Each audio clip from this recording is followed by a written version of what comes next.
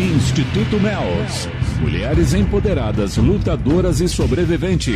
E San Martín, Sistema de Defesa Pessoal Feminina, apresentam Pod Mels, com Célio San Martín e o psicólogo Flávio Macanhã.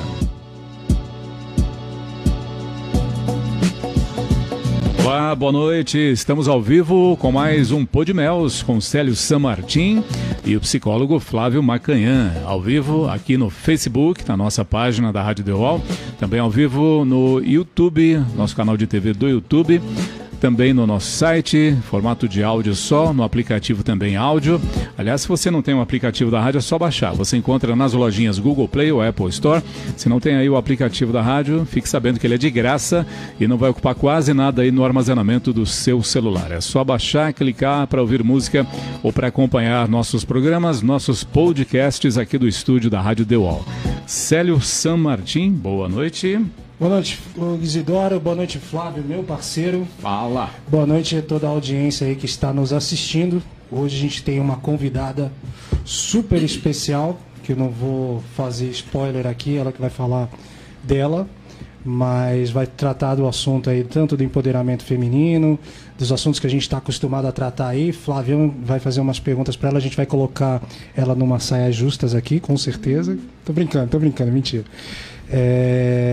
E sem mais delongas, nossa convidada de hoje é Juliane Galo. Juliane, fala, Flávio, dá um oi aqui pro pessoal do Instagram. Instagram, bota lá o... Você fica comandando aí o Instagram. Bota aí em algum lugar aí. Juliane, fala um pouquinho de você aí pra galera que tá assistindo. Fala um pouquinho quem é você, fala um pouquinho da sua trajetória, da sua história. Bem, primeiro eu quero dar boa noite a todo mundo que está assistindo, dizer que é uma honra participar, fico muito feliz pelo convite, por estar aqui, essa oportunidade. O Célio é um grande parceiro, nós nos conhecemos há muito tempo, inclusive pela luta, né, contra a violência doméstica, né, tivemos oportunidade já de trabalhar em alguns projetos juntos, tentamos desenvolver outros, precisamos desenvolver mais, e para mim é sempre uma honra estar nos lugares, tendo esse lugar, essa representatividade, falando sobre a questão das mulheres, sobre empoderamento. Obrigada, Célio, obrigada, Flávio, pelo convite. Juliane Galo, de Ferraz de Vasconcelos, hoje estou aqui em Santo André. Eu adorei a rádio, The Wall também, obrigada por abrir o espaço. Legal, aqui pra gente poder falar. Eu adoro rock and roll. É isso que eu ia falar, é do nosso time aqui, é rock and roll. Apesar de eu chegar aqui toda de rosa e tô no lugar certo. Muita gente não sabe, mas quando eu tinha 15 anos, eu também tocava guitarra numa banda, eu gosto do rock até hoje. Você quer me fazer feliz, é me levar para ir assistir uma banda de rock e ouvir um som. Bem, Juliane Galo, de Ferraz de Vasconcelos, 35 anos, fui por mais de 17 anos... Ela fala sem medo a idade, você viu isso? Sem medo. Eu tenho 35 anos. Eu tô ouvindo aqui. Tá, tem que falar, né? Eu acho que é importante. É que geralmente a gente fala... Eu chego pra mulher e falo, quantos anos você tem? Nossa, idade de mulher não se pergunta. Eu falo, mas por que não... Aí a gente estranha, né? É um tabu isso aí. As pessoas têm receio de envelhecer, né? De falar sobre a idade. Eu gosto até porque são 17 anos de experiência na administração pública. Eu comecei a trabalhar muito cedo, desde os meus 15 anos em Ferraz. Eu nasci em Ferraz de Vasconcelos, estudei lá. Comecei a trabalhar com 15 anos de idade. Entrei na faculdade com 17, com 21 eu passei 20, foi 19 para 20 anos, eu já tinha passado no concurso público e fiquei durante todo esse tempo trabalhando dentro da administração pública. Então aí as pessoas começam a somar, às vezes, olha, eu tenho cara de novinha, não tenho cara de mais novinha? Jovenzinho. Cara de jovenzinho. Aí precisa falar a idade para dar a conta certa, entendeu? Então é isso.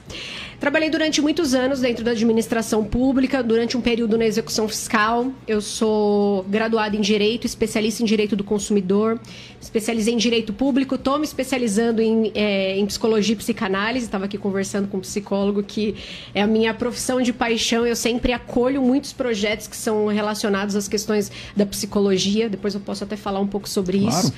E para mim eu acho que faz parte da vida a gente entender o ser humano e também levar o atendimento psicológico depois, principalmente depois de tudo que a gente passou. Acho que está todo mundo meio fora da caixinha, a gente precisa se organizar.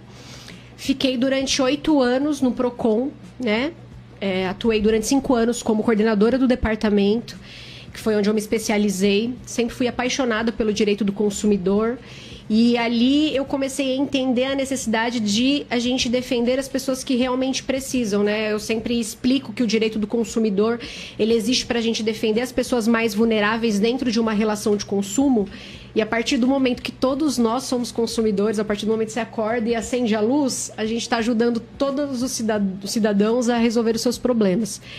Participei durante 4 anos do Conselho de Direito da Mulher, que foi onde me deu engajamento e também me dilatou a visão para entender os problemas das mulheres um pouco mais a fundo, a questão da violência. Tentei desenvolver alguns projetos na cidade, alguns eu consegui, obtive êxito, mas outros foram engavetados quando eles chegavam ali para entrar realmente, para virar uma lei, para passar pelo executivo, pelo legislativo, sem a representatividade, fica um pouco difícil desses projetos caminharem.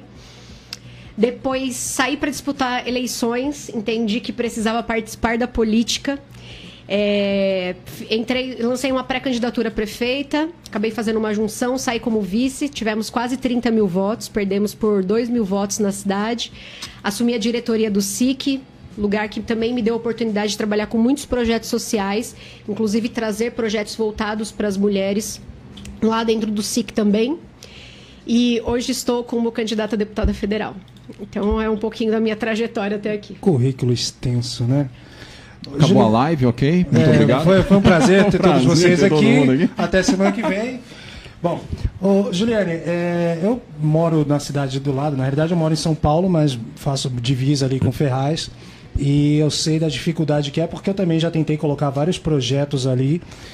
Inclusive, o nosso projeto de defesa pessoal ele virou lei, mas era na administração passada, e aí precisava do prefeito não sei o quê, o prefeito novo, blá, blá, blá. Enfim, tá o projeto lá, mas nunca vingou nada, né?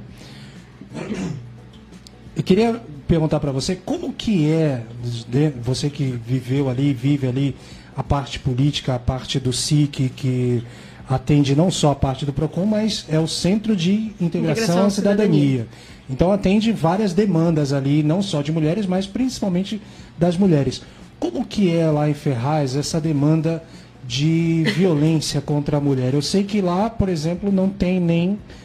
apesar que eu não sei se aqui em Santo André tem, mas lá em Ferraz não tem, por exemplo, a Delegacia da Mulher. Tem aqui, Flávio? Não faço ideia. Acho que tem, aqui sim. Tem? Delegacia da Mulher tem. Uhum. Onde fica?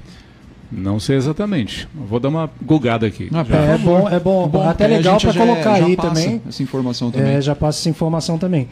Como que é essa situação lá? Porque lá em Ferraz eu já fiz algumas parcerias aí com você e realmente é muito difícil a gente colocar qualquer assunto, qualquer coisa que, falando bem diretamente, assim, politicamente, na eleição, por exemplo, para prefeito que você disputou, eu conversei com quase todos os candidatos da época. E, todo mundo olha para você, dá aquele tapinha nas costas e fala: legal, seu projeto é bom pra caramba, e não sei, e fica tudo por isso mesmo. Uhum. Os caras pensam muito no capital político, né, que chama. Isso. Quantos votos aquilo vai trazer.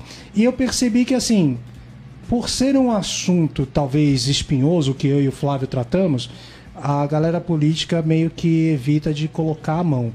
Mas aí vem você, vem outras mulheres aí na política. E qual é a visão de vocês para esse público tão debilitado que é a mulher vítima de violência? Um momentinho só. A Delegacia da Mulher fica em Santo André, no centro aqui de Santo André, na rua Laura 452. Repete aí para quem precisar. Então, Delegacia da Mulher em Santo André. Precisar de algum atendimento, alguma ajuda. Rua Laura 452, Centro de Santo André. Laura 452, Centro de Santo André. Fala aí, Ju. Então, assim, na verdade, eu entendi até... Eu comecei um movimento político porque eu fui participar do Conselho de Direito da Mulher. Na verdade, tanto pelo PROCON, quando eu estava no PROCON, eu tentei desenvolver alguns projetos, eu queria municipalizar o PROCON, e aí eu participei uma época de um congresso em Brasília. E aí, nesse momento, eu sempre tive aquela questão de que a política ela é uma coisa ruim, né? Eu sempre gostei de política, mas ser o político, eu ainda tinha aquela visão há uns anos atrás, de que, nossa, se você se torna político, você tem que ali se render a um sistema, e esse sistema é péssimo, e é muito difícil você lidar com isso, embora seja, eu sinto isso na pele todos os dias. Mas o que me motivou foi entender que a gente não tinha equipamentos suficientes para atender aquelas mulheres e a falta de políticas públicas direcionadas para essa questão. Dentro do PROCON, eu tentei fazer uma lei de municipalização. Quando eu despachei essa lei, ela foi engavetada. Aí eu fazia uma palestra de educação financeira, acho que foi uma das primeiras vezes que nós nos conhecemos. Isso há muitos anos atrás. Faz uns 5 anos já. Há muitos anos atrás. O que eu entendi? Eu falava sobre essa questão da educação financeira e depois eu comecei a fazer isso direcionado para as mulheres, porque uma das maiores dificuldades que a mulher enfrenta quando ela quer sair de um relacionamento abusivo, quando ela passa por uma situação de violência, é ela se organizar financeiramente para bancar a própria vida. Muitas dessas mulheres, às vezes, não trabalham, ou quando trabalham ganham menos e ficam à mercê daquela outra renda, daquele cara, né? Então, eu comecei a fazer essa palestra direcionada para as mulheres, para que elas entendessem um pouco mais sobre como ter uma conta, como que funciona um cartão de crédito, como que elas poderiam se organizar.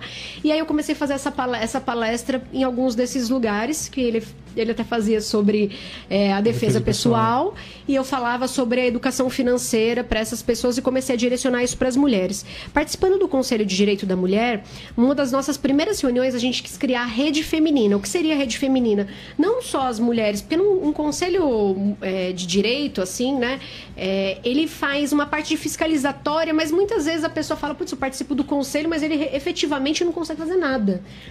E aí a gente criou uma rede feminina, então a gente chamou a Defensoria, a Delegacia, o CREAS, o CRAS, todo mundo que podia participar, o pessoal do terceiro setor, ONGs, né? Tinha sociedade civil, o pessoal da própria prefeitura, dos departamentos, e eu fazia parte do PROCON na época, mas mesmo assim estava ali. E a gente precisava dos índices de violência na nossa cidade. A gente não tinha o registro de índice de violência na nossa cidade. Porque eles não... existe uma coordenadoria hoje da mulher em Ferraz de Vasconcelos que não funciona. Porque a lei da coordenadoria, ela foi feita de uma forma só para ser inaugurada, mas ela não conseguia ter eficácia porque não tinha como fazer contratação daqueles profissionais. Dentro da coordenadoria, precisava ter um procurador, um psicólogo, um assistente social. A prefeitura não tinha nem aqueles cargos dentro do organograma, sabe? Então, ela não ia funcionar nunca. Se ela não tivesse uma reestruturação, ela não ia conseguir funcionar e colocar em prática as políticas públicas que precisam sair do executivo, porque esses projetos precisam sair de dentro da prefeitura para serem apresentados, alguns na Câmara e alguns são o contrário. E aí nós começamos a compilar esses dados. A gente pediu para a delegacia, pediu para o hospital, porque cada mulher que sofre violência, ela vai para um lugar diferente. Então, não são todas as mulheres, elas não saem todas, o registro não está tudo na delegacia. Tem mulher que sai, dependendo do caso dela, ela vai parar no hospital. Dentro do hospital tem um registro. Tem mulher que ela é agredida e ela vai para o CREAS, que é o lugar certo, o equipamento. Então, lá tem um outro registro. A mulher vai para a delegacia, faz um boletim de ocorrência, lá tem um outro registro. Às vezes ela procura uma instituição, uma ONG de acolhimento próximo numa cidade, é um outro registro. Então, como a gente não tinha esses números, como você consegue pleitear, por exemplo, verba para custear alguma coisa direcionada para a política pública para a mulher se você não tem dados? E hoje em dia você precisa apresentar esses dados.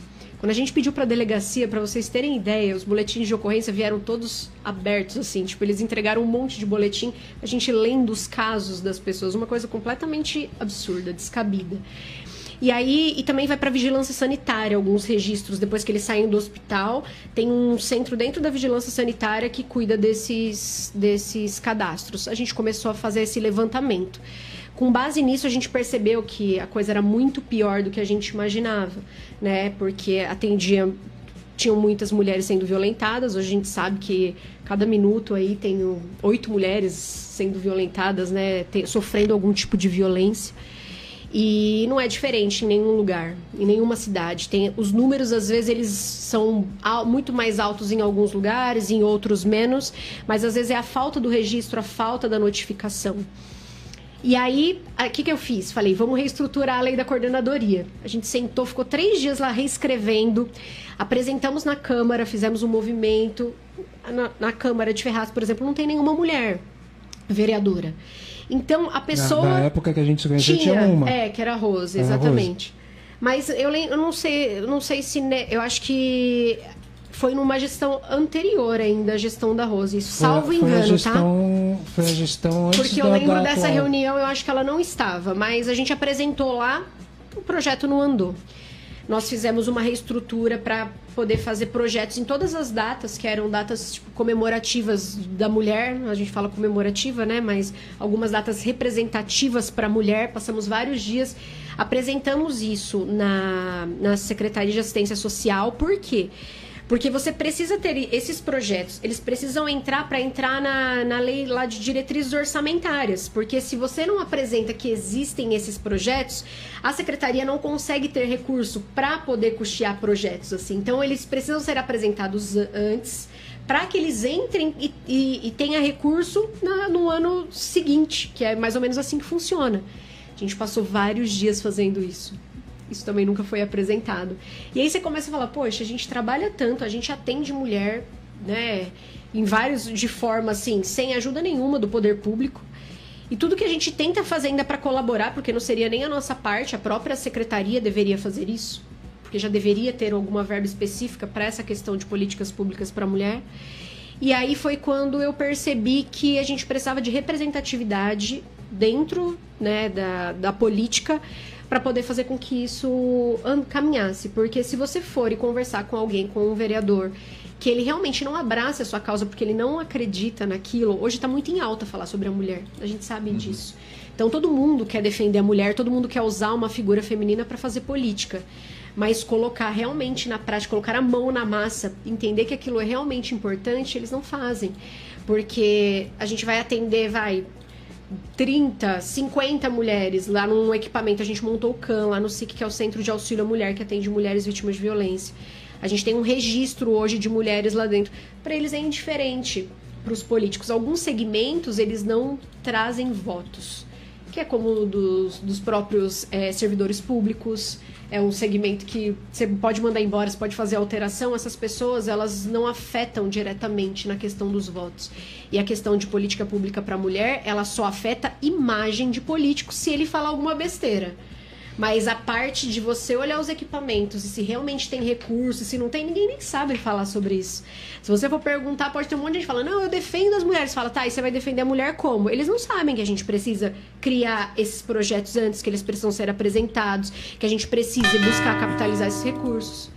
Então, assim, é muito complicado. E ali a gente não tem ninguém que realmente levante essa bandeira e que consiga fazer. E às vezes você tá à frente de um departamento, que era o que eu tinha lá, eu não tinha nenhum tipo de recurso. Ali a gente trabalhou como voluntária. Era como se eu estivesse cuidando, apesar de ser um equipamento do governo do estado, era como se eu estivesse trabalhando numa ONG, porque tudo que eu fazia ali tinha que ser através de voluntários. No entanto, as mulheres que atendem no CAM hoje são advogadas, psicólogas, tem uma série de mulheres ali que atendem, ou assistentes sociais, ou qualquer outra formação. Todas elas foram capacitadas voluntariamente, elas trabalham ali de graça, elas atendem de graça, mesmo sendo um órgão do governo. Dentro disso tudo aí que você falou, quer falar alguma coisa, Flávio? Eu queria perguntar para ela, por que essa dificuldade dos projetos, eles lerem e não tomar uma ação favorável ao projeto, independente de voto? Né? Nós estamos lidando ali com seres humanos, né? E aí eles olham o projeto é importante. Sim. E ele não entra na pauta para poder discutir apenas, nem só para discutir, e aprovar isso posteriormente. Por que isso nem acontece? Ou acontece e eles não aprovam? O que rola lá dentro? Complementando essa pergunta aí do Flávio, você acha que, por exemplo, o índice de reincidência, que a gente sabe muito, como você falou aí no início, tem mulheres que precisam de um acolhimento, que precisam de um start para sair dali financeiramente, precisam de algumas coisas dessas. E muitas dessas, talvez pela falta exatamente de projetos, elas não têm como sair dali. Então, o político, minha visão aqui te perguntando, ele encara isso como falar, cara, isso aqui é perda de tempo porque a mulher vai apanhar hoje e vai fazer a reclamação, mas amanhã ela tá de volta. Então a gente vai ficar correndo atrás do rabo. Sim, mas isso é falta de informação e de conscientização. Ó, quando eu trouxe o CAM é um Centro de Auxílio à Mulher, ele é um projeto da Secretaria da Justiça já, e ele é implantado no SICS. Quando eu entrei lá no SIC, nós não tínhamos o CAM, eu falei, precisamos trazer isso para cá, porque Ferraz não tem esse equipamento. A gente teve que capacitar as mulheres. A gente tem as mulheres que militam nessa causa. A gente sabe que tem muita gente que é dedicada. Vocês trabalham com isso. Sabem que a gente precisa mais para a pessoa atender uma mulher que ela é vítima de violência, ela precisa ter um preparo. Até nós que lidamos com essas pessoas o tempo todo, a gente tem um julgamento. Sim. Então, assim, para que elas pudessem atender ali no CAM, elas precisaram passar por todo um treinamento, entender um pouco sobre a lei específica, mas elas também tiveram um curso específico explicando sobre o comportamento da mulher. Em média, essa mulher ela tem que sofrer agressão, às vezes física, pelo menos umas 5 vezes. Ela tem que apanhar 5 vezes para ela entender que ela tá apanhando. Então, e aí essa pessoa ela vai sofrer agressão, ela vai chegar lá na sua mesa, ela vai desabafar, ela vai falar que ela quer separar, e existe um ciclo de violência. Então esse homem, ele bate nessa mulher, ele vai se arrepender, quando aí ela vai para casa da família, ela vai fazer boletim de ocorrência, vai criar toda uma situação, aquilo vai passando, e aí ele vai pedir desculpa, e aí ele vai levar flores, e aí ele vai falar que vai mudar, e ele vai para a igreja com essa mulher, e ele vai... Só que essa violência vai se repetir, só que essa mulher acredita nisso.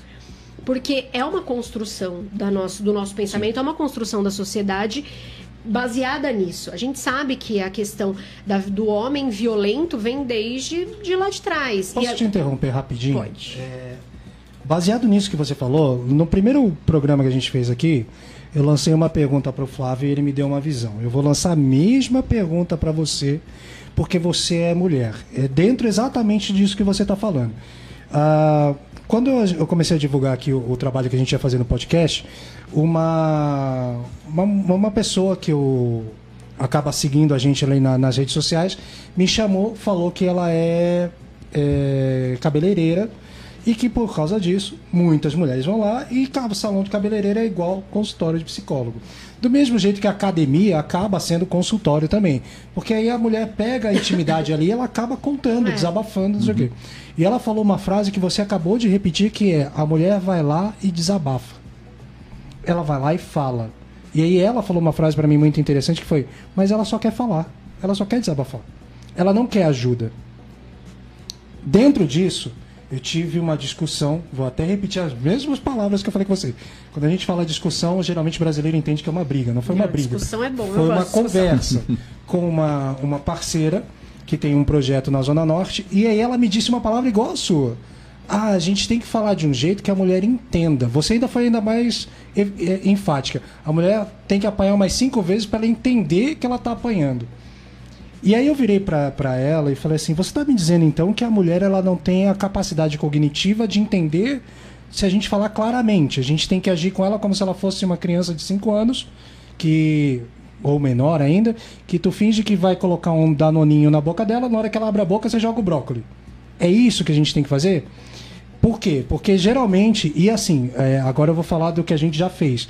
Quando a gente vai fazer um evento para tratar da mulher, tu já fez evento comigo, a gente tem que ter um monte de coisa junto. A gente tem que ter pipoca, a gente tem que ter flores, a gente tem que ter dancinha, a gente tem que ter bolo, a gente tem que ter roupa, a gente tem que ter não sei o que, tem que ter uma dança do ventre, tem que ter um polidense, tem que ter um monte de coisa, senão a mulher não vai. Ela simplesmente não vai. Aí onde vai a minha pergunta. Você como mulher entende que é uma dificuldade inata, ou é simplesmente pelo fato dela não conseguir dimensionar a relação abusiva que ela está vivendo? Primeiro porque isso eu vou responder para você bem claramente. Falei bonito, hein, Flávio? Eu fiquei com medo. Bonito. Não, a mulher... Tô com medo da resposta. A mulher, ela acha que ela fez alguma coisa errada por causa de uma construção machista. Isso que você falou é assim... Ela não é que ela não tem capacidade de saber que ela está sofrendo uma violência, mas ela sofre uma violência e ela ainda se sente culpada por ter sofrido essa violência. Tem mulher que apanha porque não fez a janta. Tem mulher que apanha porque usou uma saia curta. E ainda entende que o homem está certo, né? Ela entende que o homem está certo. Ela não está apanhando ela ali, não cumpriu a sentindo, regra, não, né? Eu apanhei, eu não tenho uma capacidade de entender que isso foi uma violência e que isso não é bom para mim.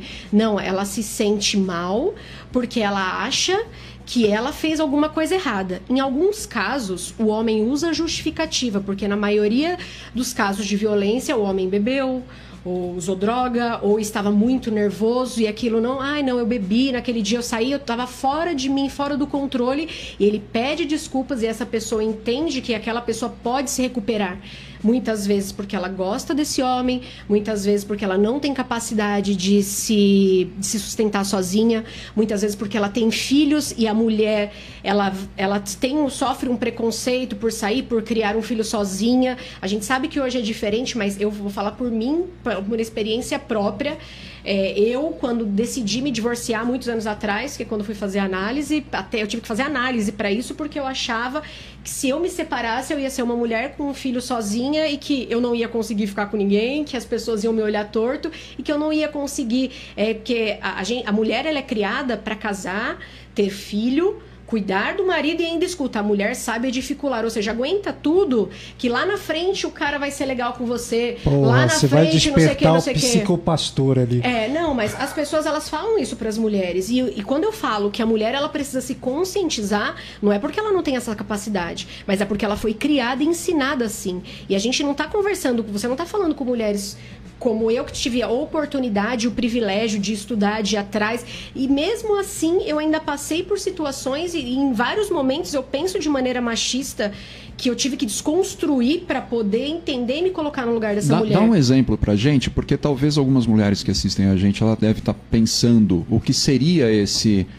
conceito e você trazendo o exemplo deixa um pouco mais lúdico. Tá? Então a mulher ela vai falar, então eu estou passando por isso também. Sim. E é interessante ela estar tendo essa percepção. Sim, e só para finalizar, eu vou falar isso, mas quando você falou sobre fazer eventos, e a gente tem que atrair tudo isso, isso não é só nos temas relacionados à mulher. E se você ainda colocar barraquinha, se você colocar dança, se você colocar não sei o quê, você ainda atrai mulher. Quando que você consegue atrair homem? Nunca. Porque eles não vão a lugar nenhum para ouvir uma palestra. Se você mesmo, a não ser que você faça cerveja de churrasco. Tô dentro. Aí é nóis. Não, se você chamar... Onde é? Mas quando você consegue atrair essas pessoas para falar sobre essa questão? Você já conseguiu alguma vez atrair um público masculino com mais de 10 homens para falar sobre violência? Atrair, não. Não dá. Mas Impossível. Por que a gente faz isso? Porque a gente está lidando com pessoas que são carentes, com pessoas que não têm a mesma... As pessoas não saem para ir ver exposições, da mesma forma que as pessoas não saem para ouvir falar sobre temas que sejam diferenciados daquele seu cotidiano. A mulher está em casa lavando roupa, cuidando de filho. Ela vai sair da casa dela para entender o que é violência. Para ela é indiferente. Ela vai perder o tempo dela. Quando você faz... Esses equipamentos, que é onde eu trabalhei, eu sempre falei isso, porque a gente teve uma discussão, eu tive uma discussão com o pessoal do Movimento Negro em relação a isso. Nós queremos fazer um evento, elas fizeram um evento que foi muito legal, quero mandar até um beijo para todas elas, mulheres super engajadas, mas elas falaram, a gente não quer fazer uma festa, a gente não quer trazer a dança, a gente só quer falar para os outros da nossa representatividade. Mas elas vão falar para elas mesmas. Eu não preciso sentar e explicar para você o que é violência. Exatamente. A minha discussão não tem que chegar em você. A minha discussão tem que chegar com as mulheres da ponta. E para eu falar com essas mulheres, não adianta usar esses termos técnicos. Não adianta eu falar para ela, olha, a violência, o índice, você vai... Não, eu tenho que falar para ela assim, você tá passando por uma situação, que é o exemplo que eu vou te falar agora. Assim, se você sofreu qualquer tipo de violência, você tá sofrendo no seu relacionamento, você passa mal, você tem crise, você tem uma série de coisas. Isso não tá te fazendo bem. O cara cuida do filho, ele paga a conta, ele é um bom pai, eu não separo dele porque ele é um bom pai, eu não separo dele porque ele não é um bom pai, porque lar em que os homens, em que existe violência, não é bom para criança. Péssimo exemplo. Péssimo exemplo. Mais um exemplo? Não, péssimo exemplo. Exatamente. O pai agredir a... Exatamente. Então, assim, a mulher, criança. ela fala, não, mas aí ele é um bom pai, mas a criança tá vivendo nesse lar com violência. Ele não é. Então, a pessoa não tem essa consciência. O que a gente mais escuta é isso. Mas ele paga as contas. Ele é violento comigo, mas ele cuida das contas de casa, ele faz isso, não sei o quê. A pessoa não entende que tudo é um conjunto. Hoje em dia, estar num relacionamento não é só o amor que sustenta uma relação, não é só a questão financeira, é multifatorial. Precisa ter várias coisinhas ali para que a gente consiga desenvolver. E a gente tem um movimento crescente na luta, no combate à violência doméstica, entendendo que as mulheres, elas passaram por situação... Quando eu falo sobre direito da mulher, eu falo que não faz nem 100 anos que as mulheres puderam votar. A gente teve que lutar para fazer tudo. Eu sempre falo isso em todas as vezes. A gente teve que lutar para poder usar calça. A gente teve que lutar para entrar nas escolas, para ter acesso, para poder estudar, para entrar nas universidades, para a gente poder ter uma carteira de trabalho. A gente teve que brigar para poder... Porque para a mulher trabalhar, o homem tinha que assinar a carteira dela. Para ela fazer uma viagem, ele tinha que autorizar no passaporte. Até um tempo atrás, a mulher não tinha CPF. Ela usava o CPF do marido. Até um tempo atrás, a gente não tinha uma lei em 1977, que é uma lei de divórcio, que antes era, a mulher ficava desquitada e ela sofria preconceito por isso. Até 2002, o nosso Código Civil, ele usava um termo chamado pátrio poder, que dava poder ao homem. Tudo isso está dentro do nosso inconsciente, gente, dos nossos pais, dos nossos avós, que são pessoas cultural, que lidam com a gente todos os dias, que ainda entendem que o homem é a força, que o homem é a cabeça. E ele pode até ser dentro de uma relação, porque aí entrando até essa questão religiosa, a gente sabe que a nossa sociedade ela é construída com uma base religiosa muito forte, que sempre quer colocar cada um dentro de um papel. E eu acho que isso pode até ser funcional em alguns casos, mas a gente precisa mostrar para essa mulher que ela tem as mesmas capacidades, que ela tem os mesmos direitos, que ela tem a mesma possibilidade de ganhar dinheiro da mesma forma, de ter um trabalho com o mesmo salário, com equiparação salarial. A gente teve que lutar para, em 2006, ter uma lei de combate à violência, porque as mulheres morrem porque elas são mulheres. E quando eu falo isso, é porque a mulher apanhou porque ela não fez uma janta. Isso é muito diferente em relação ao homem. Aí a gente fala, mas morrem mais homens e não sei o que. Sim, porque os homens são muito mais violentos e eles brigam entre si. Mas o caso da lei específica, que é o de feminicídio, que foi em 2015, porque a gente teve que ter uma lei específica para falar que matavam uma mulher por ela ser mulher. Então, entenda que durante esses últimos 100 anos, a mulher ela foi sofrendo várias coisas, teve que brigar para ter coisas que os homens sempre tiveram. É difícil a gente conseguir tirar dentro, talvez, da sua, da minha até também, que... a gente é igual. Porque não é. Porque a gente veio de uma criação. Tem pessoas que não têm esse mesmo acesso. São poucas pessoas que vão assistir esse conteúdo e talvez vão mudar a visão de como é. Então é o que eu falo todos os dias. Repreenda um homem, eu falo para as mulheres. Eu repreendo meu pai, eu repreendo os meus irmãos, eu repreendo meu noivo, eu repreendo, se a gente tiver que repreender, meus amigos. As pessoas que eu vejo, porque eu acho que todo mundo tem a capacidade de entender que o movimento mudou. E se você não se colocar no lugar dessa mulher e falar, poxa, é verdade, ela foi criada para ter aquele casamento a qualquer custo, cuidar dos filhos, e agora ela apanhou, então você não sabe que apanhar é ruim? Nossa, como você não vai se separar por causa disso? Não, ela precisa entender que ela é muito mais do que isso. Então, as mulheres, até elas entenderem tudo isso, elas precisam ouvir muitas mulheres falar sobre esse assunto, e homens também, obviamente. Olha, eu já atendi algumas mulheres, eu nem vou falar da parte agressão, tá? Relacionamento não fluía, e ela tentava de todos os meios fazer com que o marido permanecesse no relacionamento e tal. E assim, eu luto, quando a pessoa vem até mim, eu luto com todas as minhas forças para que o casamento se permaneça, tá? Agora, dos casais que eu atendi, mais ou menos aí uns 80%, eu falo para terminar. Eu falo, mano, encerra isso aí, agora. Encerra, porque não está dando certo, isso vai piorar, vai agravar, não está fazendo bem para você, você está se desgastando, você já tomou todas as lutas possíveis aqui para poder restabelecer o seu relacionamento, não conseguiu, foi em vão, o camarada não contribui, não colabora, porque homem para ir para terapia é um pé no saco, ele não vai, né? não vai. Ô bicho fraco, é sério, você está trazendo para mim um monte de informação aqui, de Juliane. Seus medos. Tem, total. Você está trazendo algumas informações para mim que eu estou achando bastante interessante. Em menos de 100 anos, a mulher ela vem lutando e conquistando. Ou seja, em questão de garra e força, a mulher tem muito mais que o homem, porque o homem sempre é o mesmo. Não precisou lutar muito para conquistar algumas coisas, alguns direitos, né? E a mulher vem conquistando uma atrás da outra. Isso mostra para mim que a mulher tem um potencial muito grande. O que também me remete a situações onde as mulheres em si, elas têm essa força inata. Elas só não têm aquele conhecimento. E aí o Célio vai me chamar de psicopastor de novo, mas o povo perece por falta de conhecimento. Né? Ou seja... Pastorologo. Aí ele tira o meu raciocínio, mano. Mas tudo bem, depois eu quebro ele. Aí assim, a mulher ela tem um potencial que ela vai muito além do homem. Vai muito além do homem. Só das informações que você está me trazendo, e quem ouvir esse podcast, a mulher ela já pode falar assim, eu sou uma mulher empoderada, eu só não achei aonde está esse poder. Sim. E é isso que eu e o Célio a gente quer trazer. Existe sim uma dificuldade, a gente vai divulgar lá, vamos fazer uma palestra para mulheres que já foram agredidas. Elas não vão, só vão as ativistas. Né? Só vão aquelas que estão engajadas nessa problemática, né? As que são agredidas não vão. Medo, vergonha. Às vezes o homem pode ficar sabendo e proibi-la. Né? Então tem uma série de fatores aí que impede dessa mulher ir lá. E é muito difícil esse trabalho que eu e o Célio estamos fazendo. Né? Aí você ainda me traz uma outra problemática. Você leva um projeto, o projeto o camarada olha e engaveta. Né? Não sai dali. Me mostrando mais ainda uma fraqueza masculina, porque vocês lutam, vão com garra, conquistam, e conquistam mesmo de verdade, e o homem ele fraqueja na hora que vê uma mulher conquistando. Isso para mim, de uma forma psicanalítica, ela traz muito problema para o homem realmente. Né? Mas a mulher precisa enxergar esse poder. E você trazendo essas informações para mim, eu gostaria muito que as mulheres que estão ouvindo, elas pudessem entender que isso é inato da mulher.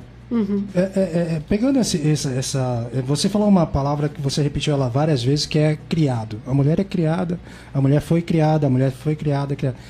Eu fiz uma palestra uma vez com uma parceira lá do Embu, não vou lembrar o nome do projeto. Na hora que eu lembrar eu falo. E ela na fala que ela estava tendo, ela falou uma frase que ficou gravada em mim e eu passei a repeti-la nas nossas apresentações, nas nossas palestras, nos cursos. Que é assim, tá bom, o homem tá lá, é violento, não sei o quê. Entenda o seguinte, meu papel aqui é ser o advogado do diabo, tá? O cão, verdadeiramente falando. Então, assim... Provocação. Exato. É o provocador. Eu sou aqui para exorcizar ele. Eu sou pastor para exorcizar esse homem aí. Credo, cruzes. Então, imagina o seguinte, ela falou essa frase assim, tá bom, o cara é violento, o cara é isso... O Flávio agora está trazendo o cara é fraco. Eu concordo que o homem, na maioria das vezes, é fraco. Mas quem criou esse cara? E quem criou essa mulher?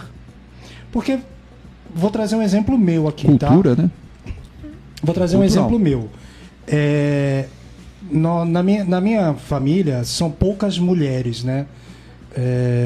Eu acho que dá para contar nos dedos quantas primas eu tenho e acho que dedos de uma mão só. O resto é tudo homem. Então eu escutava da minha avó, das minhas tias, da minha mãe.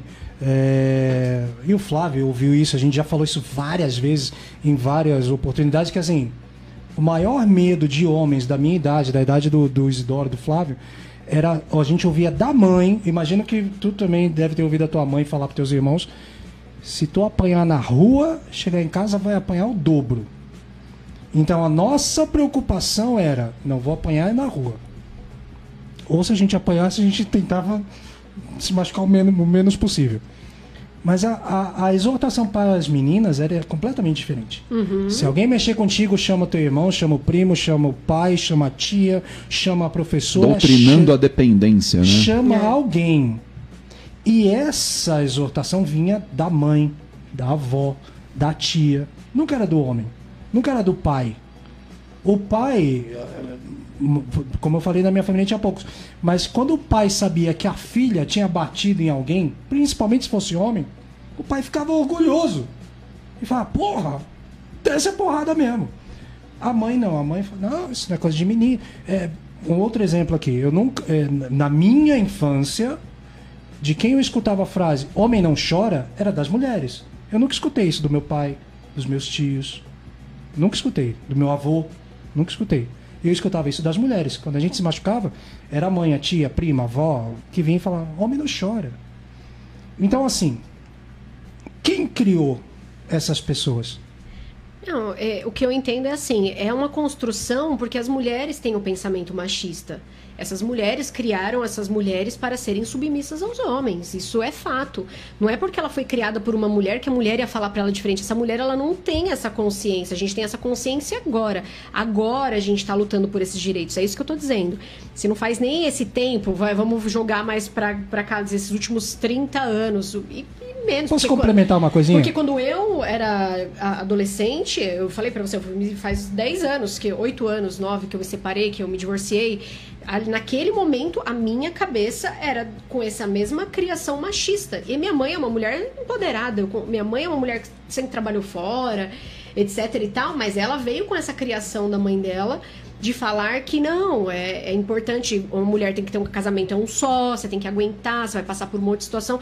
Não que aqui eu esteja dizendo, porque eu acho que hoje a gente entra numa outra discussão, né? Se a gente for falar sobre a questão dos amores hoje, né? Dos relacionamentos que são mais rasos, que as pessoas também não toleram nada, e etc. Eu tenho um pensamento dividido aí, tá? Porque tem as pessoas que levantam essa bandeira do feminismo em si, e acaba sendo uma questão muito radical e a gente tem que levar tudo pelo equilíbrio. Então, o que eu entendo?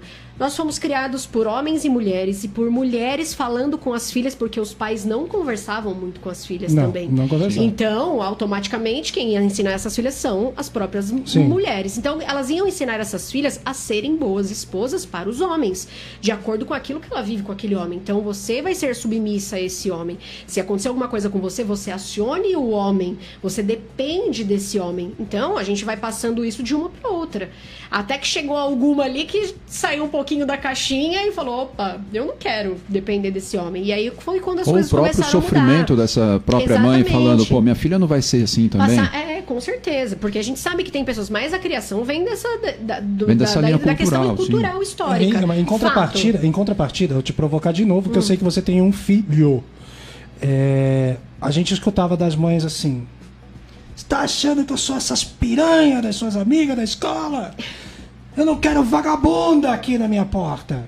Não vai vir essas bruxas aqui levar o meu filhinho. Você já falou isso pro seu filho? Jamais. Nossa, isso é um absurdo. Então as bruxas podem levar seu filho. Não, primeiro que... As piranhas também. As piranhas também. Se ele estiver feliz com isso, se for um relacionamento saudável.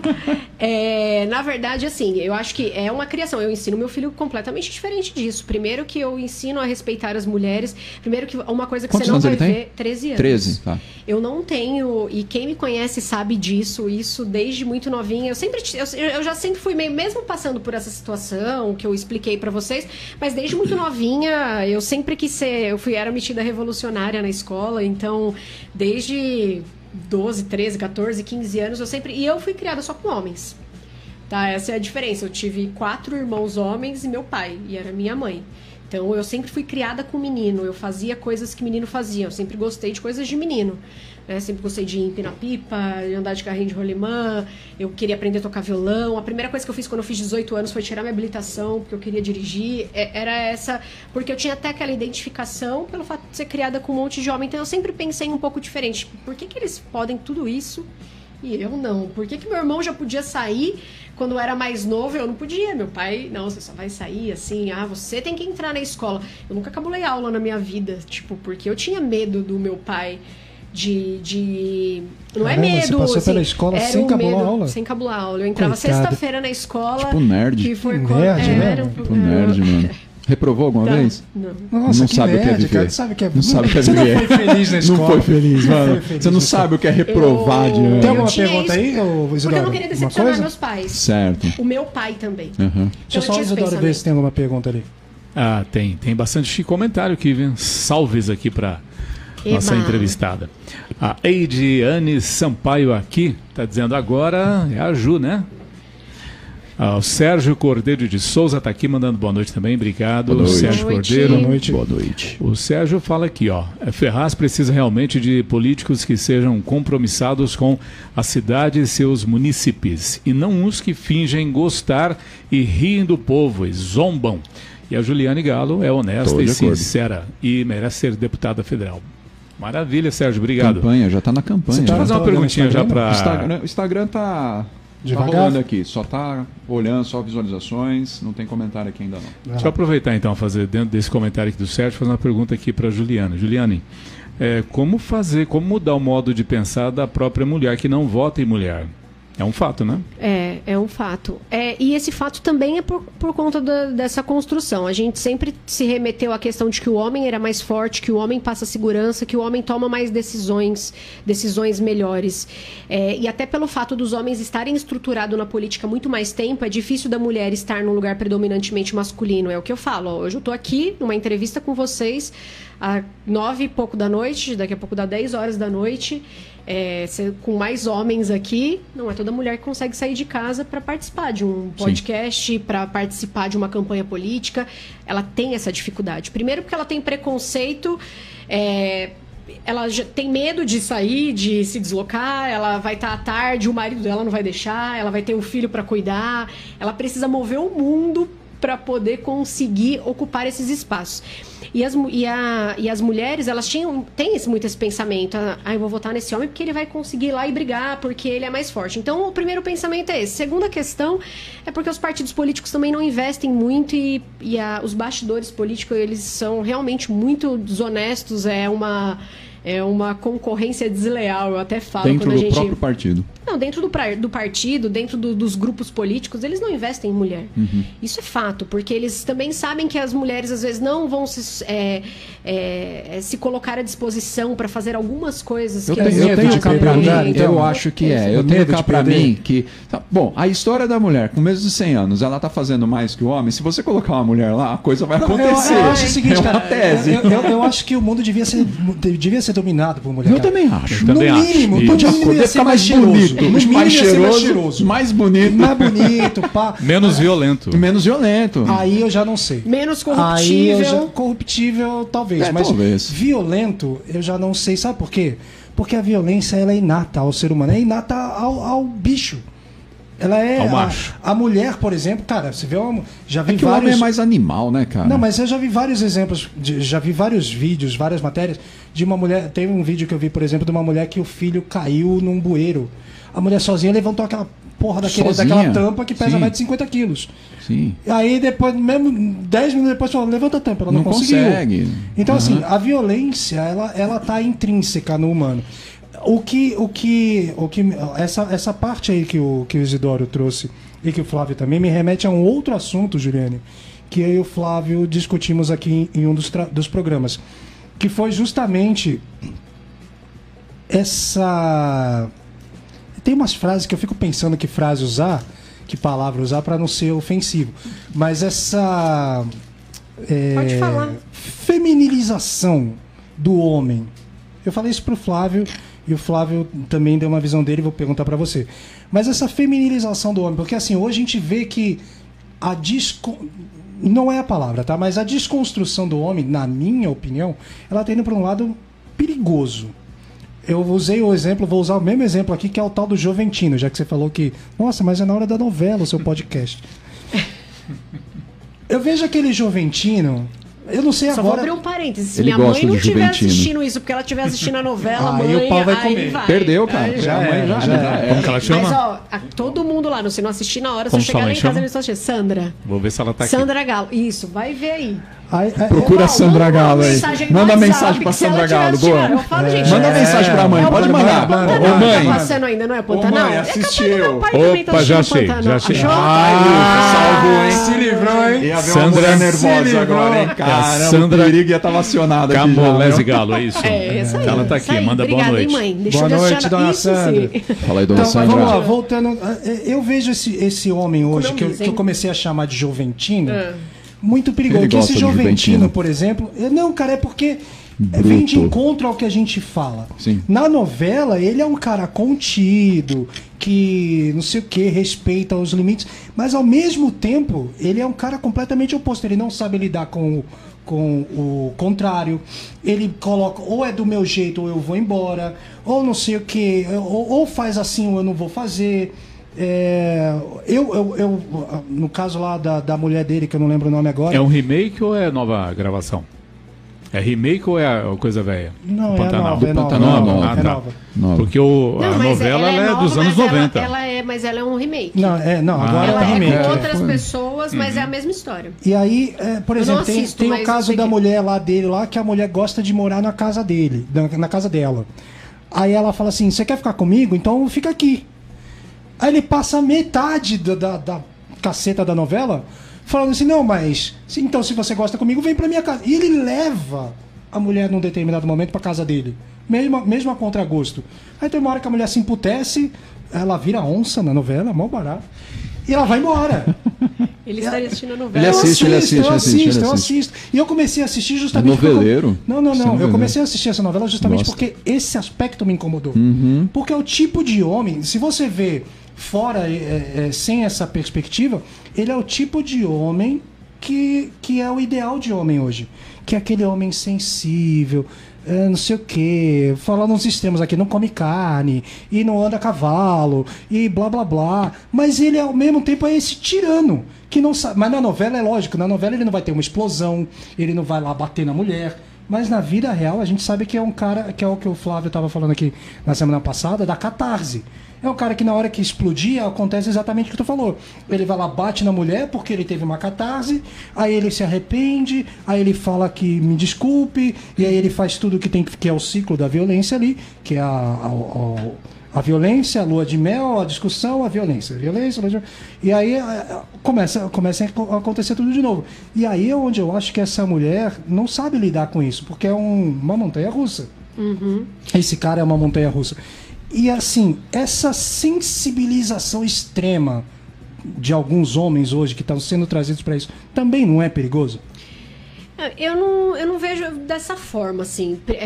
Só pra finalizar a resposta dele, pra eu não perder o foco, as mulheres, a gente tem a questão da competição feminina. As mulheres também foram criadas pra uma competir com a outra. E a gente também luta contra isso. Quando a gente fala sobre esse movimento de mulheres e empoderamento, é uma questão de você olhar a outra e apoiar. Então é uma rede que também é uma coisa de construção cultural. Então a mulher olha a outra e fala, nossa, ela vai ser melhor que eu, ela vai chamar mais atenção que eu. Isso precisa ser desconstruído. Então as mulheres precisam também parar com essa situação. Isso faz com que as mulheres não votem em mulher. Sobre isso que você falou, sobre a feminilização do homem, eu não vejo dessa forma. Eu acho que você deixar de ser violento com a sua mulher não vai te tornar mais feminino, porque isso é uma coisa absurda. Quando a gente fala sobre essa questão... Peraí, então deixa eu explicar melhor. Não é disso que eu tô dizendo. Eu tô dizendo que esse cara, né, ele sendo mais... Sensível. Ele vai chegar uma hora que ele não sabe. Eu vejo isso porque eu vejo a molecada hoje. A molecada não sabe conviver com essas coisas hoje. Vou dar um outro exemplo aqui. Há uns dias atrás teve uma feira dessa de molecada aí, feira de game, eu acho. E na última hora, 2 participantes que estavam sendo super esperados não foram. Uma ficou com Covid, a outra não sei por que não foi. A molecada entrou em pânico. Ai, eu tô depressivo. Ai, não sei o que. E eram os homens. Eram os homens que estavam assim. Ai, porque, nossa, eu vou morrer. Ela não veio. Ai, eu vou... E eu falo, cara, ela não foi. Só isso, você vai pegar o dinheiro de volta. A empresa falou, tá bom, ela não conseguiu vir, a gente vai pagar todo mundo de volta. Ou, se vocês quiserem, a gente pode conceder isso em outra coisa. E os caras não sabiam lidar com isso. Então, não é que eu estou dizendo que o cara, sendo mais sensível, ele vai ser não vai ser um agressor de mulher, ele vai ser feminino. Não é isso. Estou dizendo que é o seguinte, ele não vai saber lidar com as frustrações.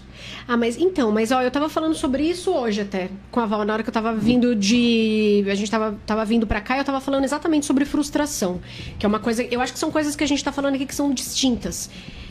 A gente está passando por um momento em que as pessoas... É uma nova geração, mas isso não tem nada a ver com a questão de violência e desconstrução ou empoderamento feminino. Eu acho que a geração de hoje, que ela está sendo um pouco mais... Ela é mais fraca, no sentido de que ela não sabe lidar com frustrações, e isso é um grande problema. E eu tento educar o meu filho para que ele seja um homem legal com mulher, para que ele não tenha essa frescura de que, tipo... Eu lembro, teve um dia que meu filho tava saindo, ele foi pegar o videogame e ele foi enfiar dentro de uma sacola, ele pegou uma sacola minha, roxa, com glitter, e colocou o videogame dentro e segurou aqui. E o vizinho da casa da minha mãe viu ele passando, que ele ia entrar no carro, e falou assim, ai, sacolinha roxa, com brilhinho. Aí ele olhou assim e falou, só para carregar meu videogame, preciso carregar o videogame. Tipo, tenho que carregar isso aqui até ali. Ele entrou no carro e falou, nossa, mas que idiota, né? Tipo assim, isso não muda o fato do que ele... Eu tento ensiná-lo dessa forma. Em contrapartida, ele pediu pra fazer... Ele gosta muito de games, meu filho gosta de... E ele tá montando um computador, e ele quer comprar uma placa. E ele queria comprar uma placa de um valor muito alto pra idade dele. Não que ele talvez não pudesse, ele é super organizado, gente. Eu tenho um filho um pouquinho fora da curva. Ele é organizado, ele é responsável, ele junta dinheiro pra comprar as coisas dele, mas eu vi que aquilo que ele ia fazer era uma coisa muito além do que as crianças da idade dele fazem. E eu falei, se ele continuar nessa pegada, vai chegar em algum momento que ele vai achar que ele tá vivendo num lugar que não é o lugar dele. E ele vai se frustrar com isso e ele vai ficar mal. E a gente estava discutindo justamente sobre isso no carro. Eu falei, ele precisa passar por frustrações agora. Então, uma coisa não tem nada a ver com a outra. Eu acho que essa questão de você querer dar tudo pro seu filho vem através do próprio cara machista que bate na mulher. Ele quer comprar tudo, porque hoje é uma outra questão. É a questão de consumo, de tecnologia. As pessoas vivem se comparando aqui. Antigamente você não sabia o que as pessoas estavam fazendo. Agora você fica o tempo todo comparando a sua vida com o do seu amigo, que ele tem, é o celular mais moderno, não sei o quê. Então, as crianças não sabem lidar com isso. Isso está tornando as pessoas fracas. As mulheres, que é uma coisa que você fala muito, e isso eu concordo, a questão de você ser forte, de você ter posicionamento. A mulher, ela pode ser, na minha opinião, quando a gente fala sobre mulher empoderada, não é você chegar hoje e falar, eu não cozinho nada, se ele quiser ele que faça, eu não lavo a louça na minha casa, não sei o que, não sei o que. Eu não sou a favor disso. Eu sempre fui uma mulher que acho que eu quero saber fazer tudo. Eu sou muito curiosa para a vida e para as coisas. Eu acho que a gente precisa saber se virar. Se você quer fazer ou não, é tudo uma questão de ajuste num relacionamento. Poxa, você cozinha ou eu cozinho melhor, ou você faz isso. A gente tenta, divide as coisas. Ou o cara pode falar, eu não sei, não quero. E se pra mulher for tranquilo, ela faz. Se não for, o contrário. Eu acho que isso não é o que tem que entrar no mérito. Eu acho que a gente leva as discussões para questões tão que não faz sentido, que é só uma questão de ajuste de cada um. Se todo homem vai ter expectativa de que toda mulher vai cozinhar para ele, isso hoje não existe mais. Ele tem que desconstruir. Agora, essa questão das pessoas não lidarem com frustração, eu acho que é uma outra pauta. E eu acho que isso é por conta do momento que a gente vive. Tá todo mundo com a cabeça ferrada, todo mundo tendo crise de ansiedade. Isso não são só as crianças, são os adultos, são os meus amigos. Hoje eu sento para conversar numa mesa de amigos, tá todo mundo falando que remédio que tá tomando. Sim. Tipo, então não são... Não são só as crianças, não é verdade? É todo mundo falando sobre as frustrações. As pessoas estão separando nessa fase. Ou então, agora todo mundo fica com a respiração, o coração. Não são só as crianças. Juliane, toda uma geração. Você está trazendo uma pauta sobre medicamento? Eu estou já percebendo aqui algo mais psicologia, tá? Você falou que há 8 anos atrás você se divorciou, lá por causa dos seus motivos e tal, e já começou a fazer análise.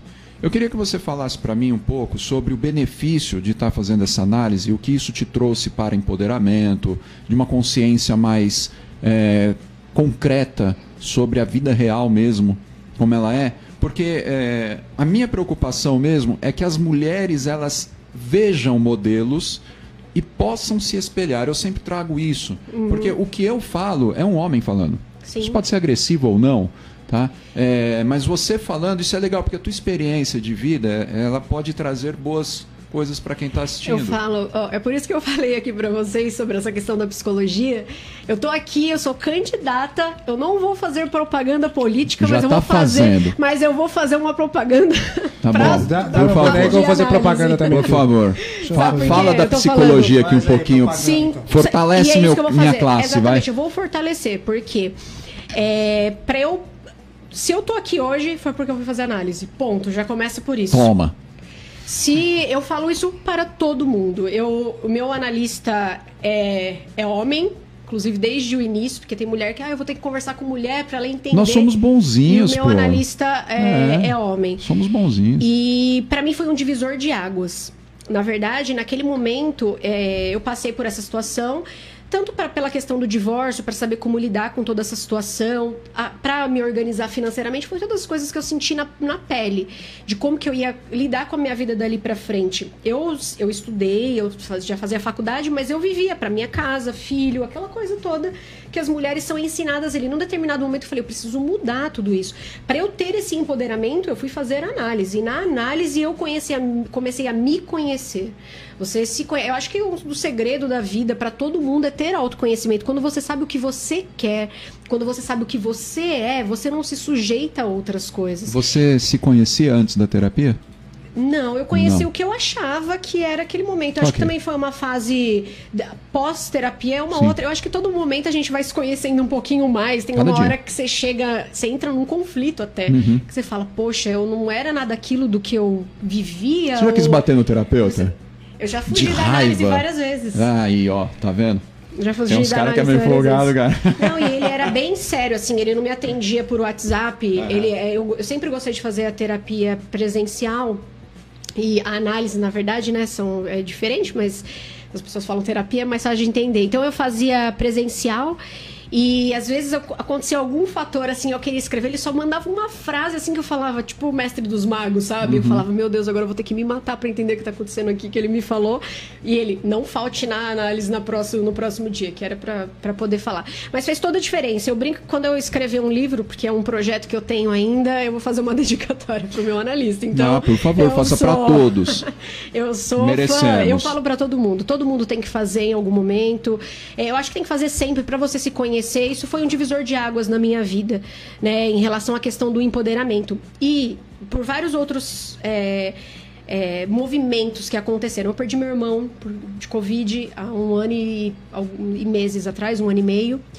Isso foi muito difícil, a gente passou por um processo de luto. Assim que eu assumi o SIC, eu entrei em contato com uma universidade, a gente fez um projeto e a gente fez atendimento psicológico gratuito no SIC para pessoas que perderam seus entes queridos e estavam passando por isso, porque um dia eu estava sentada na minha mesa, chegou um senhor que foi coordenador da frente de trabalho do SIC, ele sentou lá, ele perdeu a esposa e a filha, os filhos dele eram casados, não davam muita atenção para ele sentou na minha mesa e falou assim: será que você não podia me ajudar a gente fazer algum projeto? E era no momento que ainda estava na pandemia, então não tinha lugares abertos. Ele falou, eu não tenho com quem falar. Tipo, eu tô sofrendo. Ele começou a chorar na mesa e falou, e ele não tem condições de pagar. A gente sabe que para fazer análise, né, a terapia em si é uma coisa que tem um custo alto e não é a realidade de todo mundo. Para você fazer pelo menos uma vez por semana, se você entra no SUS, você vai ficar esperando milhares de anos, você não consegue ter esse atendimento. Os municípios também não têm esse atendimento. E aí eu falei para ele, poxa, legal. Aí eu entrei em contato com uma universidade, aí o grupo técnico de psicologia foi lá, fiz uma reunião com eles, a gente fez atendimento às semanas, todas terças e quintas, grupos, porque aí já não dava para fazer uma coisa individual, né? Mas foram grupos para tratamento de luto. No final desse grupo, a gente fez uns 4 meses de atendimento. Foi incrível, assim. Teve gente que saiu dali, e não foi só o luto de Covid, teve gente que foi fazer tratamento do luto do pai que tinha perdido 10 anos atrás e ainda não tinha tratado isso. Ainda. Então foi uma coisa assim, nossa, inovadora. As mulheres vítimas de violência, eu consegui atendimento gratuito psicológico. Você vê, Flávia, ela não chamou nós, né? Eu acho que tem... Não, é que... eu acho que tem... que ter projetos de leis, inclusive dentro desse segmento. Eu sempre falo que a saúde mental, embora eu não tenha capacidade técnica, eu não sou formada em psicologia para falar, mas até por essa minha paixão de estudar e por ter passado por isso, por atender pessoas assim, eu acho que nós precisamos de incentivo para que o atendimento psicológico funcione mais efetivamente dentro dos equipamentos de saúde, com muito mais, tipo, equipes multidisciplinares dentro das escolas, dentro de todos os lugares. Eu sei que pode até parecer uma coisa, um sonho muito grande, mas para mim isso faz parte, deve ser imprescindível.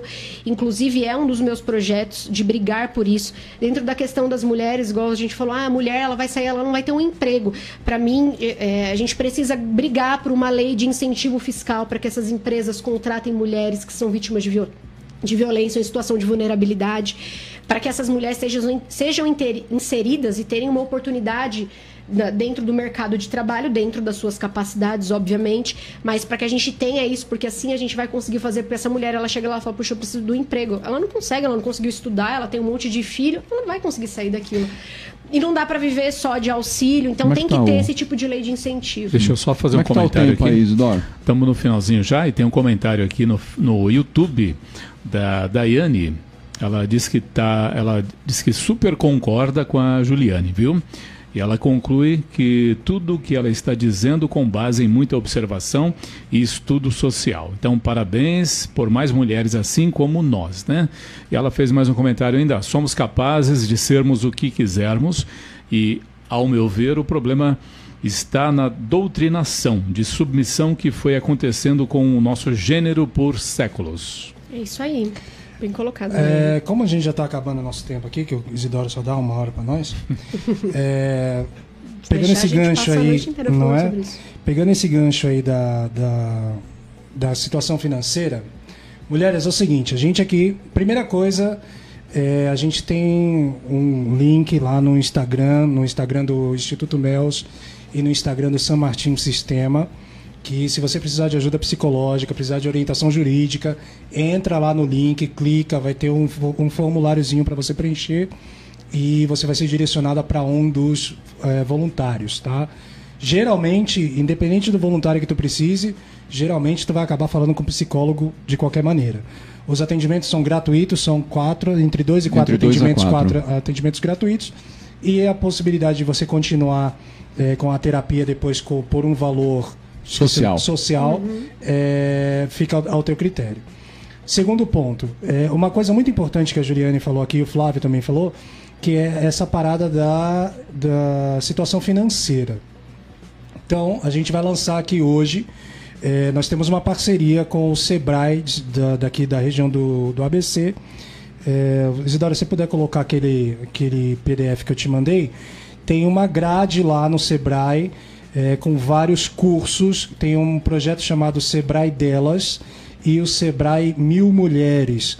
Aí o Isidoro está colocando a grade de alguns cursos que tem, e aí nessa faixa amarela que eu estou vendo embaixo tem os telefones, os contatos, e-mail, acho que tem e-mail, não sei se tem e-mail, mas tem ali como você se inscrever. Então, galera do ABC, aliás, galera do Brasil inteiro, porque tem vários cursos aí que são online.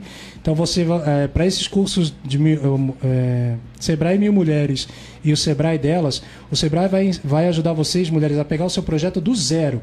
Então, de repente, tu tem uma facilidade lá que tu nem sabe que pode transformar isso em dinheiro. Sei lá, sei fazer dobradura de papel. Cara, isso pode te dar um dinheiro e o Sebrae vai te ajudar a desenvolver isso do zero, que possa tornar isso uma renda para você. Então, entra lá no Sebrae, procura o Sebrae aqui do ABC, a nossa parceira Maiara vai poder te atender lá e te direcionar. Mas façam os cursos, porque uma dificuldade muito grande que a gente percebe é que o Sebrae, por exemplo, que tem vários cursos de graça, a Juliane acabou de falar que não tem dinheiro para fazer isso, os cursos lá são gratuitos, você pode fazer online, são alguns dias de curso que eles já vão te dar um certificado e você vai conseguir sair dali para um trabalho. Oi, a Juliane tá te chamando aí. Olha alguma coisa. Susto. Deve ser... Bom, então, voltando. O Sebrae vai te passar todas essas informações aí que você pode fazer. Eu sei que lá na região de Ferraz, a Juliane tem o SIC.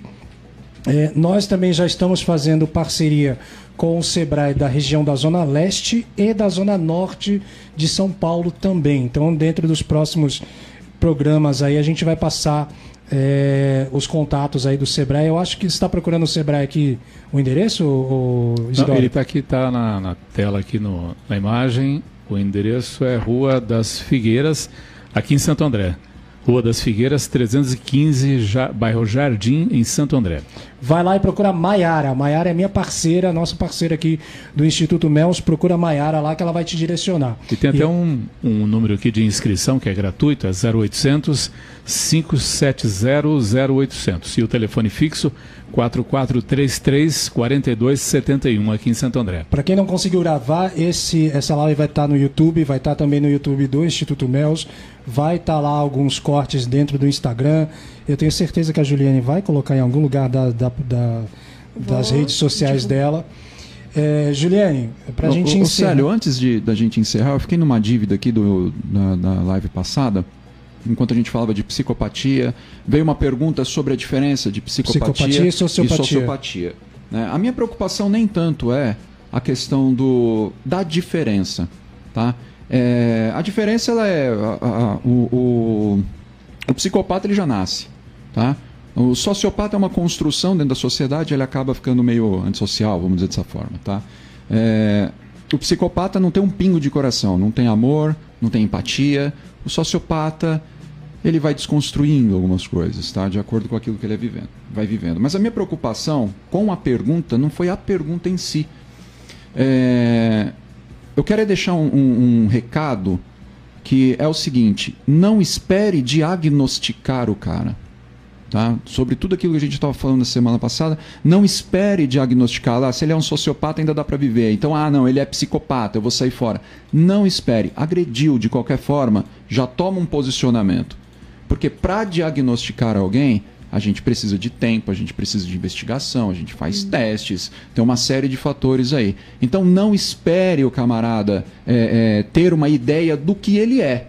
O que ele está sendo, ele é agressor. Então, partiu de agressor, já tenta sair dessa situação, tá? Então só estou aqui pagando a dívida que eu fiquei de semana passada. Tá? E só para finalizar, galera, a gente trouxe a Juliane aqui, eu já conheço a Juliane há bastante tempo, justamente porque o nosso objetivo aqui é não ter essa parada de segregação.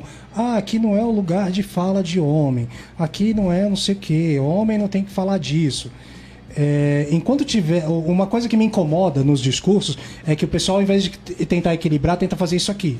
E isso daqui nunca vai trazer solução para nada. A gente tem que achar o equilíbrio, como a Juliane e o Flávio falaram. Então, o nosso objetivo aqui dentro do Instituto MELS é justamente levar para vocês uma visão daquilo que você está vivendo e que tem pessoas que podem te ajudar. Então, o primeiro passo tem que ser seu.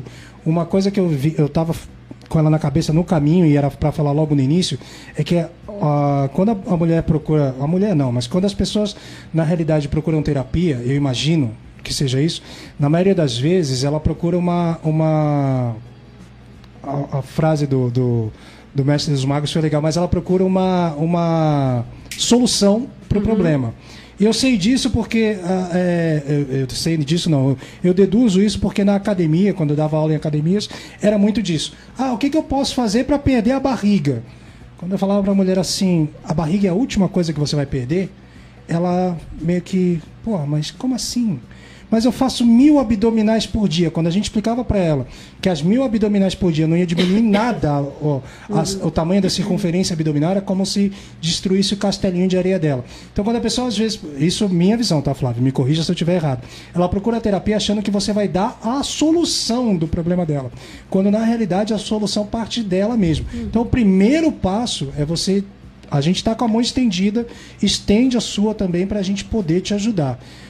Nós queremos ajudar, é uma hashtag que eu até uso bastante.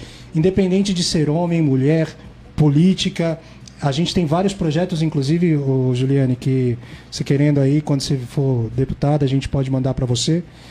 Uns projetos até meio polêmicos, né, Flávio? Sim. Mas é bom. Mas o ela objetivo... ela vai gostar. Com certeza. O objetivo é justamente ajudá-las. Então, quero agradecer aqui a presença da Juliane, que saiu de lá de Ferraz, que é longe para caceta, veio até aqui conversar com a gente. Juliane, dê aí as suas considerações finais, sem propaganda política. Mentira, se quiser fazer uma propagandinha, pode fazer. Eu quero agradecer mais uma vez a participação. Eu adoro falar sobre esse assunto. Eu acho que é extremamente importante. Hoje o debate foi até mais para o viés psicológico. Eu adoro falar sobre isso.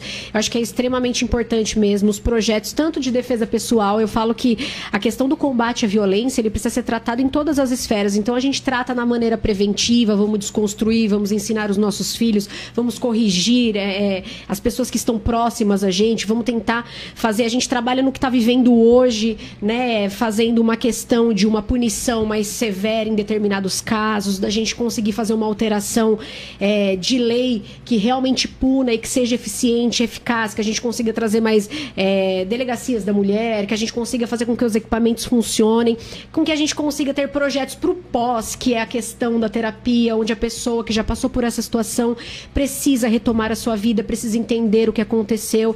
Então, assim, a gente está falando aqui sobre situações que é uma prevenção, prevenção, é o combate, é o tratamento. Tudo isso envolve a questão da violência doméstica. É uma pauta que eu levanto. Quando eu falo aqui sobre ser ativista do direito das mulheres, eu tenho falado muito isso, porque os homens perguntam também. Eles falam, então você só vai defender direito de mulher, você não vai defender direito de homem? Sim.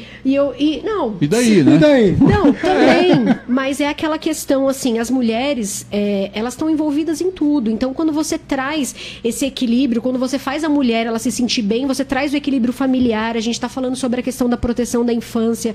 A gente está falando sobre a maioria dos profissionais de saúde. A gente está falando sobre a maioria dos profissionais de educação. A gente está falando sobre as mães que vão às escolas e sabem, e conversam com as professoras que levam os seus filhos ao hospital, que compram remédio. Sobre a maioria que vai ao comércio para fazer compra, que sabe, que a maioria que está no mercado, que vê qual que é o preço, se o preço está abaixo, se o preço está alto, são as mulheres. Quando a gente está falando sobre direito das mulheres, a gente está falando sobre toda essa grande maioria que é tratada como minoria, mas que enfrenta tudo que faz parte das questões políticas. A gente vive política, a gente omitir uma opinião, ou a gente dar essa opinião é uma ação política. A gente escolher não jogar lixo na rua, a gente escolher adotar um animal, a gente escolher falar e defender uma mulher é uma ação política. E a gente só vai conseguir fazer essa transformação quando a gente tiver representatividade e pessoas que também tenham esse pensamento, atuando nesses órgãos, atuando dentro do Executivo, do Legislativo, do Congresso Nacional, da Assembleia Legislativa. A gente precisa ter essa força lá dentro, porque só através dessa força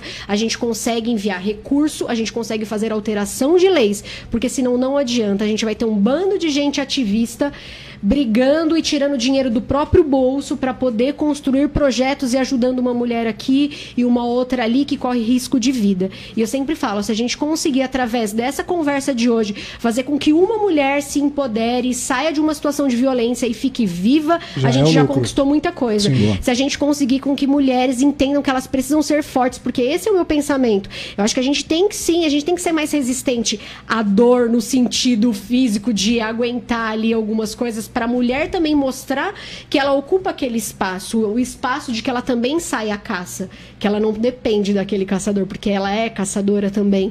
Eu tenho esse tipo de pensamento. E, sobretudo, façam terapia, porque é o que vai fazer com que a gente consiga sair e que o poder público invista em terapias, em profissionais, para que essas pessoas tenham acesso, porque ainda existe até um preconceito em relação a isso, partindo muito de homens que falam, isso daí não serve para nada. Eu escuto isso milhares de vezes. Então vamos trabalhar com consciência. Eu sou candidata a deputada federal, o meu número é 1519. Caramba, 1519. 1519. 1519. Galera, você falou da maioria direito. e, na verdade, direito. A mulher é realmente maioria entre os eleitores. Sim, sim. 1519. É isso aí, obrigado, Juliane, parabéns. Juliane, obrigado, viu, querida? Muito obrigada. Obrigado, Seja sempre bem-vinda aí com a gente. Vamos chamar você mais vezes. Com e acho certeza. bom, se você for eleita, não se trancar lá em Brasília, porque E eu vou voltar mandar. aqui, né? Jamais. Eu vou mandar aqui toda hora. Falar, ela falou Vou que ficar cobrando. Aliás, vamos fazer já. Fazer hashtag. Olha lá pra câmera lá. Se você for eleita e a gente chamar, você vai vir? Com certeza. Calma aí, Eu estarei aqui com as Tá mulheres. parecendo... E sabe o que eu vou fazer? A gente vai conversar, eu já vou usar os projetos daqui pra gente colocar como Já projetos faz o grupo de... aí, né? Sim, já vamos Deixa fazer eu o deixar grupo aí. registrado Aí. aqui, vou deixar registrado aqui com o Zoom Pode ainda, com deixar o teu nome registrado. embaixo. Promessa de campanha. Se você Vai lá. ganhar, você volta aqui. Volto aqui. Promessa pode ter de certeza campanha. disso. Aí sim, gostei. E a gente vai desenvolver muitos projetos juntos. E eu posso vir aqui mais vezes pra gente falar sobre direito do consumidor, Sim, pra gente sim, falar sim. sobre milhares de coisas. Desde que a mulher esteja envolvida, você fala o que você quiser. Mais uma vez, obrigado pela audiência, obrigado a todos que compareceram, que participaram. Flavião, Tamo junto, irmão. até a próxima. Obrigado, Célio. Falou. Flávio. Beijo. Fui.